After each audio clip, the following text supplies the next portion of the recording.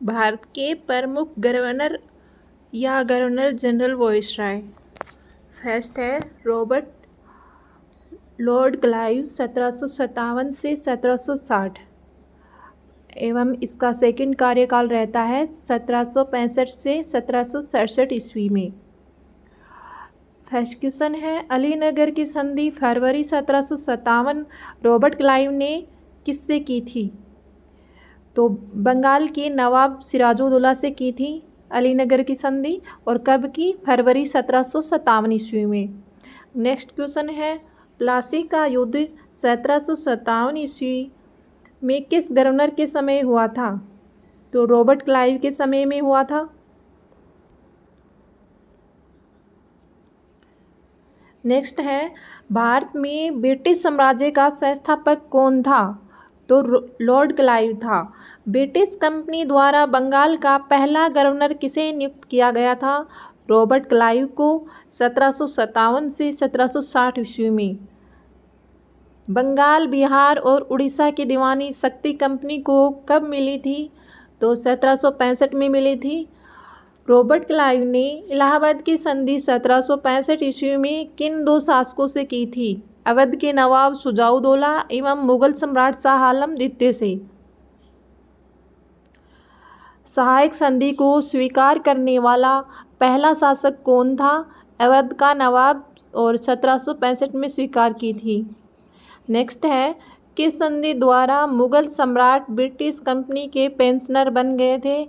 तो इलाहाबाद की संधि से। बंगाल में द्वैध शासन की शुरुआत लॉर्ड क्लाइव द्वारा कब की गई? तो 1765 ईस्वी में की गई थी। 1765 ईस्वी में से 1772 ईस्वी तक के बंगाल में स्थापित द्वैध शासन को डाकू राज्य की संज्ञा किसने दी थी? तो के.एम. पणिकर ने दी थी। नेक्स्ट है क्लाइव के समय हुए श्वेत विद्रोह 1766 ईस्वी का क्या कारण था? दोहरा भत्ता समाप्त करना। श्वेत विद्रोह का कारण था दोहरा भत्ता था, उसको समाप्त करना। और किसने किया था? तो क्लाइव ने। रॉबर्ट क्लाइव एवं वॉरेन हेस्टिंग के मध्य कौन बंगाल के गवर्नर बनाए गए थे? तो हेनरी वेरेल्स्ट एवं कार्टियर बनाए गए थे। रॉबर्ट क्लाइव एवं वॉरेन हेस्टिंग के मध्य कौन बंगाल के गवर्नर बनाए गए थे? तो हेनरी वेरेल्स्ट और कार्टियर। किसे स्वर्ग से उत्पन्न सेना नायक कहा गया है? तो रॉबर्ट क्लाइव को कहा गया है। क्लाइव को ईश्वर द्वारा भेजा गया सेनापति किसने कहा था? अर्ल ऑफ चैथम ने कहा था।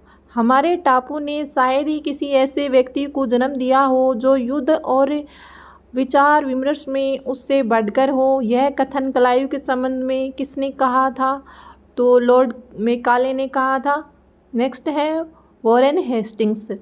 वॉरेन हेस्टिंग्स 1772 से 85 ईस्वी में। ईस्ट इंडिया कंपनी ने किसे बंगाल का पहला गवर्नर जनरल बनाया था? वॉरेन हेस्टिंग्स को। बंगाल में रॉबर्ट क्लाइव द्वारा स्थापित द्वैध सरकार को किसने समाप्त किया था? तो वॉरेन हेस्टिंग ने। बंगाल में रॉबर्ट क्लाइव द्वारा स्थापित द्वैध सरकार को किसने समाप्त किया? वॉरेन हेस्टिंग्स ने। बंगाल में द्वैध शासन का अंत कब हुआ था? सन 1772 ईस्वी में। 1772 ईस्वी में प्रत्येक जिले में एक दीवानी और एक फौजदारी न्यायालय की स्थापना की शुरुआत किसने की थी? तो वॉरेन हेस्टिंग ने की थी।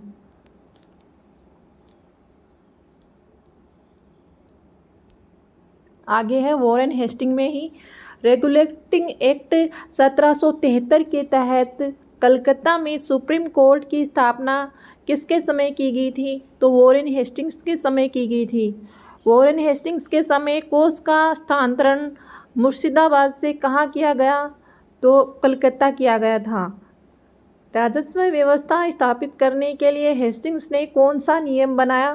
परीक्षण एवं अशुद्धि का नियम। संपूर्ण लगान के हिसाब की देखभाल के लिए एक भारतीय अधिकारी राय रायन किसने नियुक्त किया था? वॉरेन हेस्टिंग ने।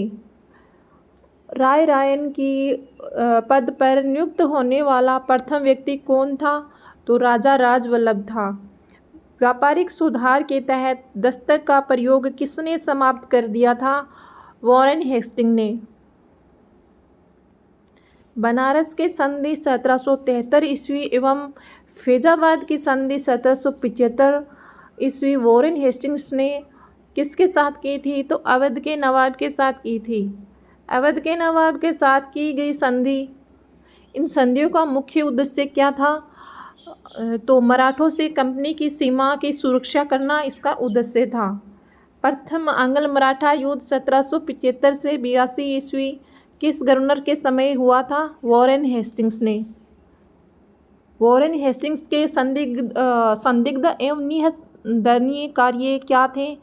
नंदन कुमार पर मुकदमा एवं फांसी 1775 ईस्वी, अवध की बेगमों की घटना एंड राजा चेत सिंह की घटना, रूहेला युद्ध 1774 ईस्वी तथा रामपुर के नवाब की घटना।